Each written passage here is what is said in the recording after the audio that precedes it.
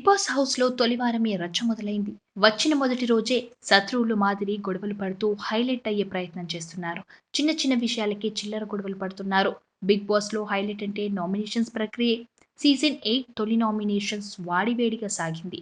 ముందుగా చీఫ్‌లు ముగ్గురి మెడలో ఓ పూసల దండ వేయించి ముగ్గురిని 3 సింహాసనాలపై కూర్చోబెట్టి వారికి నామినేషన్ల నుంచి మినహాయింపు ఇచ్చాడు. అయితే ఎవరిని నామినేట్ చేయాలి, ఎవరిని సేవ్ చేయాలి అనేది నిర్ణయించే పవర్ కూడా వారికి బిగ్ బాస్ ఇచ్చాడు. సోనియాతోనే నామినేషన్స్ ప్రక్రియ మొదలుపెట్టాడు. ఆమె బేబక్కను నామినేట్ చేసింది. కుకింగ్ మీద, కిచెన్ హ్యాండ్లింగ్ వంటి కారణాలు చెప్పి నామినేట్ చేసింది. అంతేకాదు మధ్యలో మాట్లాడటానికి వచ్చిన చీఫ్లు ముగ్గురిని వాయించేసి వర్మ హీరోయిన్ అనిపించుకుంది. ఇక తన రెండో నామినేషన్‌గా ప్రేరణను సెలెక్ట్ చేసింది. ఇదేదో పిక్నిక్ లాగా ఏదో ఎంజాయ్‌మెంట్‌లా నువ్వు ఫీల్ అవుతున్నావంటూ నామినేట్ చేసింది సోనియా. ప్రేరణ డిఫెండ్ చేసుకోవడానికి కూడా ఛాన్స్ ఇవ్వలేదు. ఇక ఆ తర్వాత నబీల్ మొదటిగా నాగమణికంటను నామినేట్ చేశాడు. ఎవరితో మింగిలవ్వడం లేదంటూ కారణాలు చెప్పాడు. వీటికి మణికంఠ సెంటిమెంట్ అస్త్రం తీశాడు.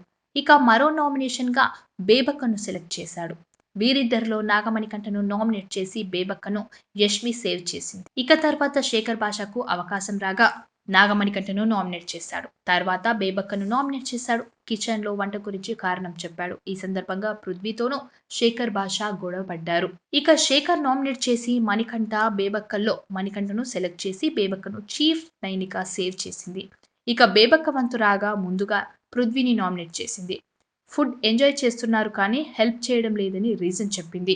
ఇక వీరిద్దరూ నబీల్‌ను సేవ్ చేసి పృథ్వీకి షాక్ ఇచ్చాడు. నేడు కూడా నామినేషన్స్ ప్రక్రియ కొనసాగనుంది. హౌస్‌ను నడిపించడానికి ముగ్గురు చీఫ్లున్న పెత్తనమంతా సోనియా తనదే అన్నట్టు వ్యవహరించింది. ఎదుటివారిని మాట్లాడనివ్వకుండా డామినేట్ చేసింది. ఇక నామినేషన్స్‌లో బేబక్క బలైపోయింది.